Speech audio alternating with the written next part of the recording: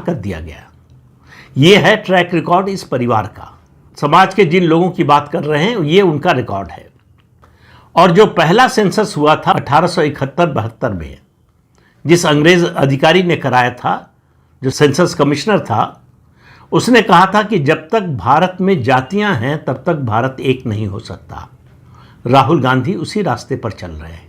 उनको लग रहा है कि भारत को अगर तोड़ना है तो जातियों में बांटो। तो अभी तक वो राजनीति में, नौकरशाही में जब तक इसकी बात करते रहे तब तक बर्दाश्त के काबिल था, लेकिन सेना में और न्यायपालिका में उस समय बोल रहे हैं जब इस समय देश का मुख्य न्यायाधीश दलित वर्ग से आता है। उस समय कह रहे हैं 10% लोगों का कब्जा है। तो राहुल गांधी जो कुछ बोल रहे हैं उसके पीछे उद्देश्य सुधार नहीं है। देखिए, जब लोग ऐसी बातें कमज़ोर वर्ग की उठाते हैं तो उसके पीछे उद्देश्य होता है, जो स्थिति है उसमें सुधार करना, बेहतर करना, उस वर्ग को ज़्यादा प्रतिनिधित्व दिलाना, उस वर्ग की जो सामाजिक स्थिति है उसको सुधारना। लेकिन राहुल गांधी का ये उद्देश्य नहीं है। राहुल गांधी का सीधा उद्देश्य विभाजन है, समाज का विभाजन, राजनीति का विभाजन और उसके बाद देश का विभाजन। ये एकमात्र लक्ष्य है राहुल गांधी का। इसके लिए उनको देश के अंदर से और देश के बाहर से विदेशी मदद लेने में कोई संकोच नहीं है। वो विदेश में जाकर कहते हैं कि भारत में जनतंत्र खत्म हो रहा, आप आइए बचाइए।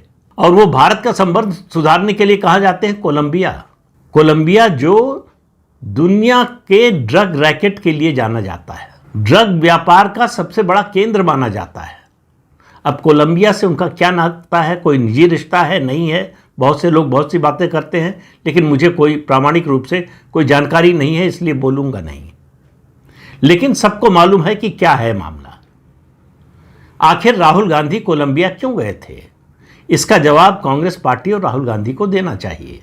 और उनको अगर थोड़ी भी शर्म होती, ये उनको पता होता, पता तो होगा ही, ओबीसी कमीशन, पिछड़ा वर्ग आयोग को संवैधानिक दर्जा उनकी सरकारों में नहीं, मतलब उनकी पार्टी की सरकारों या उनकी परिवार की सरकारों के समय नहीं मिला कब? जब एक पिछड़ा वर्ग का व्यक्ति, उसका प्रतिनिधि नरेंद्र मोदी देश का प्रधानमंत्री बना। और राहुल गांधी दावा करते हैं कि वो बहुत बड़े खैरख्वाह हैं पिछड़ों, दलितों और आदिवासियों के। तो एक कमेंट जो ओरिजिनली मेरा नहीं है, मूल रूप से मेरा नहीं है, लेकिन मैं डॉक्टर आनंद रंगनाथन का बहुत बड़ा प्रशंसक हूँ।